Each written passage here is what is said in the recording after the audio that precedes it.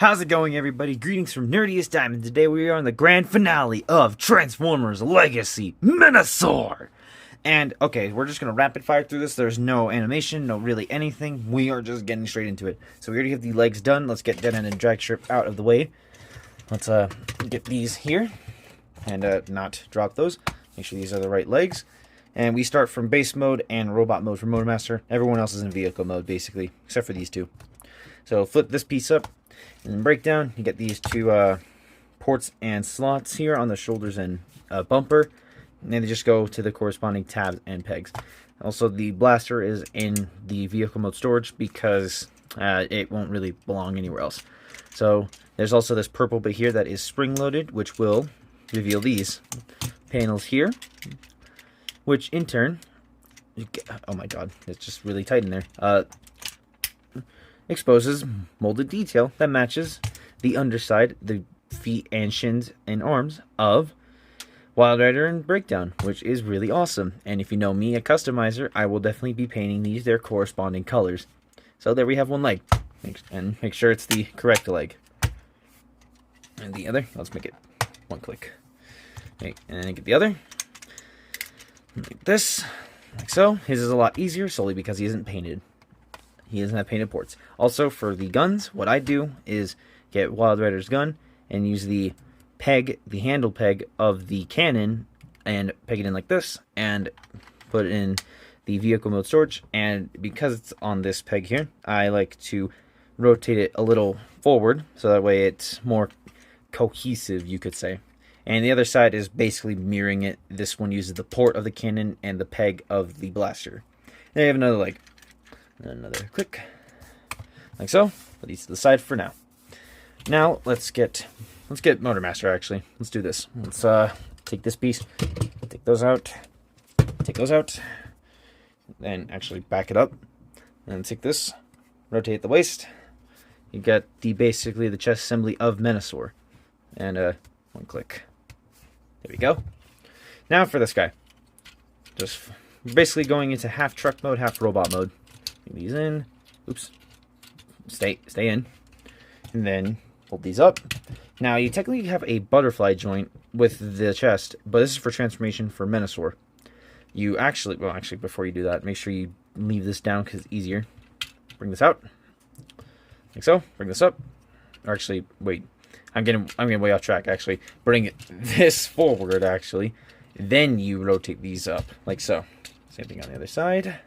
My apologies. Let's get these out of the way for now. Rotate the waist. Bring this back. And it exposes the MENASOR head. What I like to do to get it out is push it back, and it'll swing up like so. That makes it a lot easier. Fold up the horns, fold in the head, like so, and then collapse, and it's all locked in. Turn the thighs sideways, like so, or 90 degrees rather, inward. And then collapse like so. Fold in shin plate. You have a tab here. It goes into the slot right here. Bring that in. And you have the sleeper cab. Bring that down. And it just goes back into the truck mode orientation. Then you have the faux cab.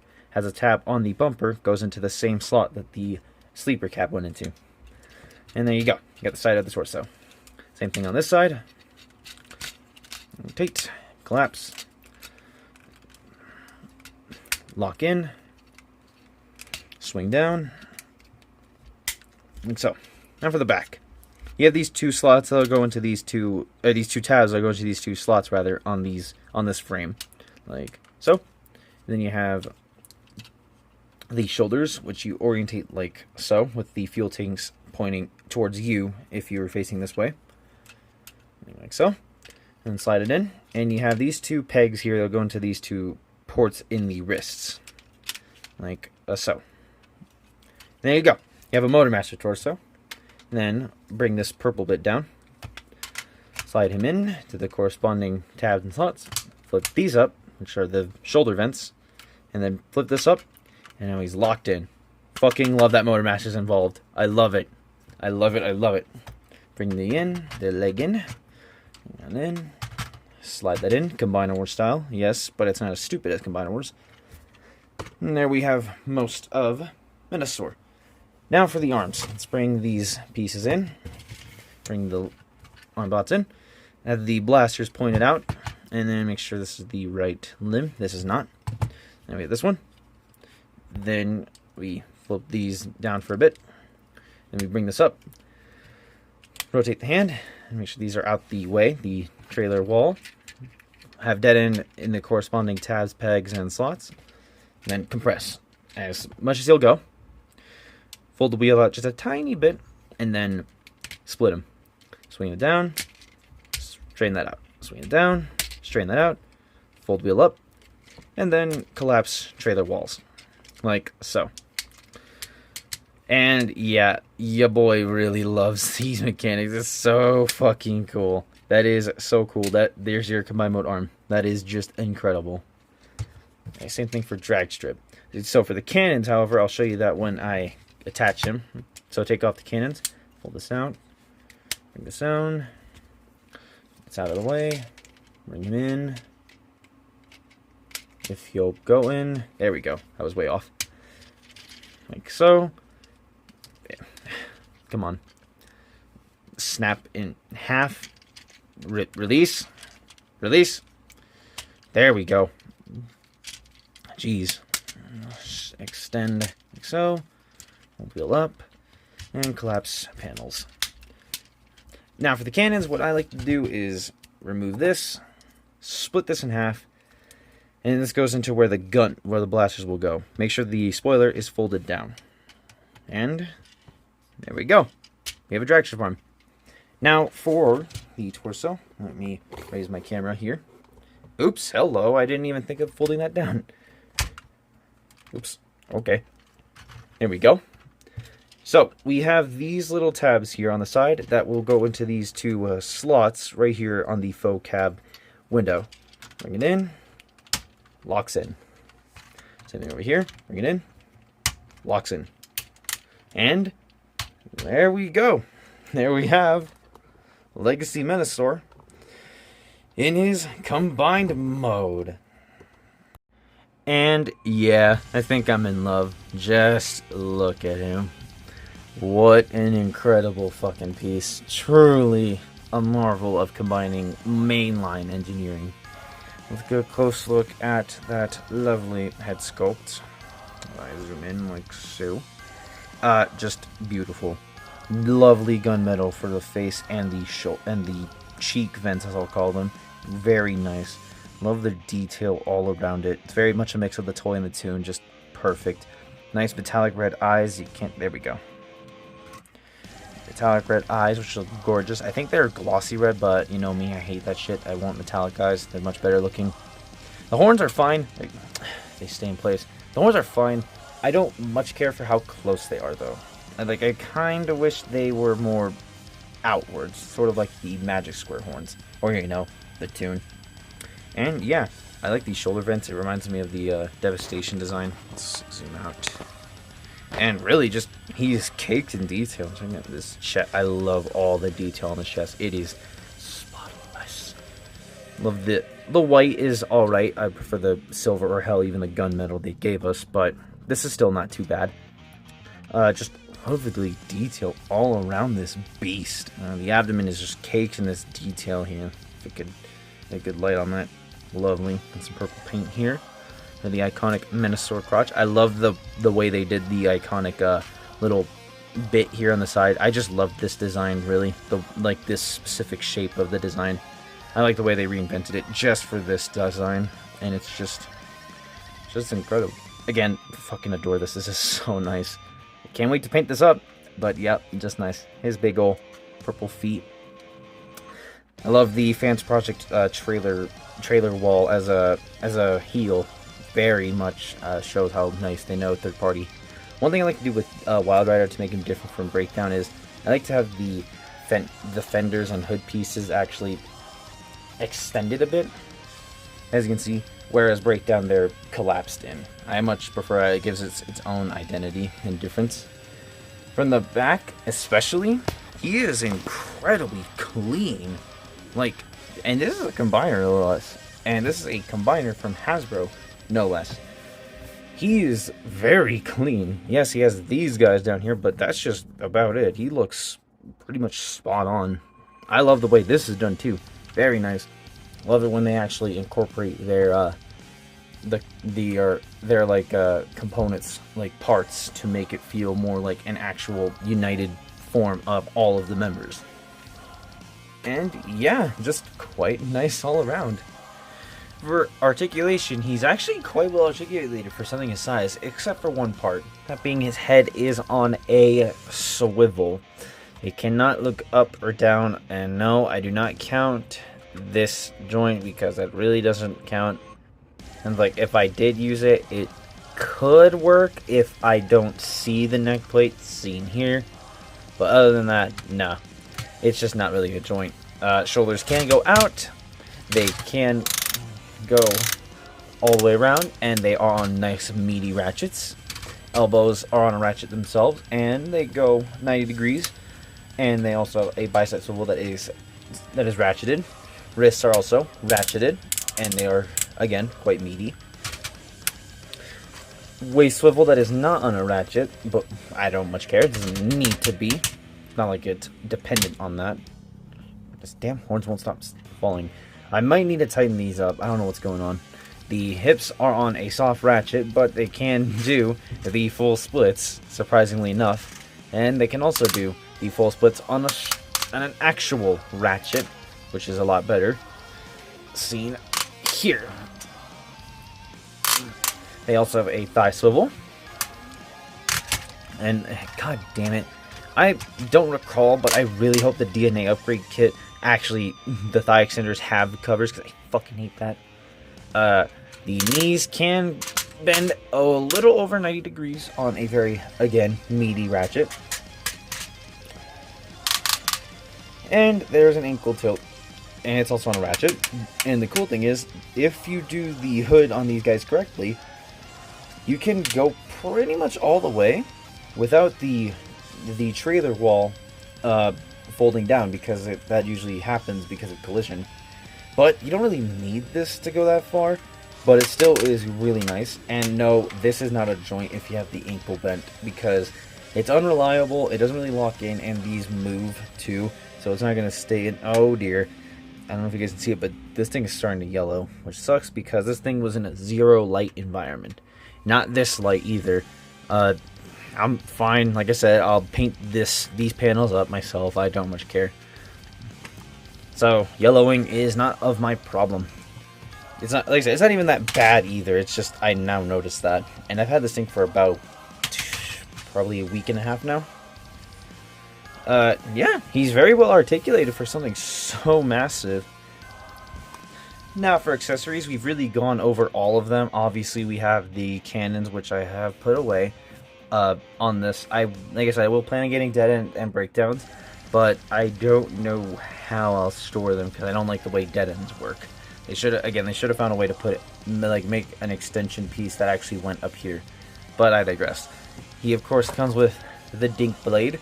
It's fine with Motormaster. Again, a little goofy because it's the guard's fault. If the sword was longer and the guard was a little slimmer and again more angular, less this, it would have looked a lot better for Motormaster. But here, it is not okay. It is not. So peace out. We also have this, but I don't use it. However, that's where this comes into play. This is the Magic Square MENASOR Ionizer Sword from the oversized version, the KO one. Very nicely done. The silver paint is quite lovely. However, on this side, as you can see, the paint is scuffing off. It is very not durable paint. I'll paint it myself, but yeah, not the strongest. It is quite nice. I'll go over it when we talk about Magic Square Stunticons. Yeah, so I cut off the pommel and then trimmed down the tabs for the hands. And I also sanded the handle down so he can actually hold it.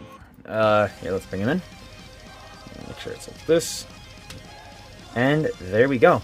There we have a much, much better sword for the big guy himself. Look at that. That's a lot better, if I do say so myself.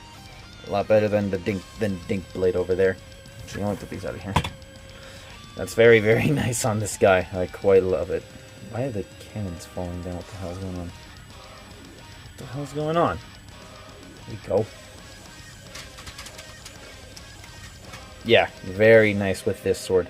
I also managed to have another thing I had for a while that I didn't even realize was actually a good upgrade for the guy. And that's this. This, I believe, is known as the BDT Studio upgrade Cyclone Rifle for Combiner Wars Menasor, oddly enough. Yeah, I know, right? I have a Combiner Wars Menasor upgrade. I got the metallic purple finish because there's also a black one, but it still has this bit being painted silver. Gorgeous metallic purple in person. It is beautiful. It's a lot darker on my camera. I don't know why. I guess my gamutt's really powerful on my phone. I don't know. But it is beautiful. The silver is just striking. It almost looks like die cast in some angles because it's so shiny. And this chrome bit is done by myself. This was done a while ago, as you can tell by the fact that it's kind of not so chromish. And I like that. It makes it feel worn. Like it's really been a battle or two and he's been using this. And yeah, there we go. He has proper weapons for his Grand Adonis. Yeah, a lot better. Yeah, nothing to it, but to some size comparisons. I am not wasting any time with this fucking thing because let me make this be clear. If you think this is better than this, with the upgrades no less, which I don't have because I ain't wasting money on this fucking thing, with the upgrades, you're objectively wrong. Just that. No. This ain't even apples and oranges. This is a big pile of shit. One big pile of shit. Compared to a diamond. They ain't even close. You can see right here. I couldn't even be asked to find the freaking... There you go. You know what? Get this fucking thing out of here. Here's one. One I didn't think I would compare with size. The oversized Magic Square Menasor and Semicons, mostly anyway. As you can see, the legs are blank. That's because it's in the middle of a custom process, but it's kind of a struggle because these two fuckers, I might have to get a new set to redo and restart the custom. But yeah, this is what it looks like, and this was actually my main Menasor for quite a bit because of that fucking thing, and also because I didn't have this. I love him. The app crunch has spoiled me. Give him an app crunch, please. And yeah, it's pretty good. You can see the size difference is quite there. He's a really great in-place for just Menasor. But this is the one you want for your chug stuff, especially. These guys are still pretty good, regardless. Earthrise Optimus and Siege Megatron. Pretty much spot fucking on, if I do say so myself. For me in my universe, if it's just these three, I imagine Prime at 32 feet and him at 35 feet. Kind of like his movie size. Although admittedly this is not the case. Let's pretend these guys are both 32 feet. The way I imagine it is that if it was the case, for me, my Menasor and really all my combiners would naturally be at about 75 feet-ish. Which is about the same size as a Skyfire.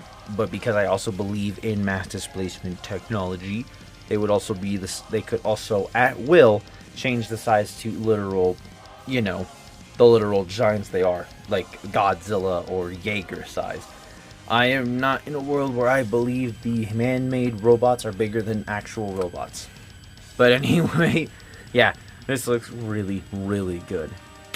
How's this for a surprise? 3-0 MDLX Custom Optimus, because he is practically done. Don't worry, after another review of a very special figure I got on my birthday, you guys probably seen the short, he will be reviewed. I owe you guys this, because I'm going to save it for the end. He's a little tall. He's pretty much close to the perfect height of Optimus for me, about 7 or so inches tall, which is pretty much perfect. He makes him a little too small for me in that instance, but regardless, still very nice to look at. Very nice indeed. So that's been my review for Legacy Commander class, I guess. Menasor! And yeah, truly an incredible figure. Really shows the test of time that Hasbro finally had. And in other words, 7 years really does something for you. Just a massive, massive lad. Every single pose he's in just feels massive. Like, he really feels like he's about to fuck up a massive army of Autobots. Just huge. Whoop, my apologies. Did not mean to do that. Just awesome. The articulation for something this size is truly immaculate. He doesn't look down as really my only gripe, but I can live with it. And to all of you weird Combiner Wars fans, those who jerk off the dumbass Combiner Wars Menasor, even with upgrades, please tell me, can your Menasor do this with upgrades?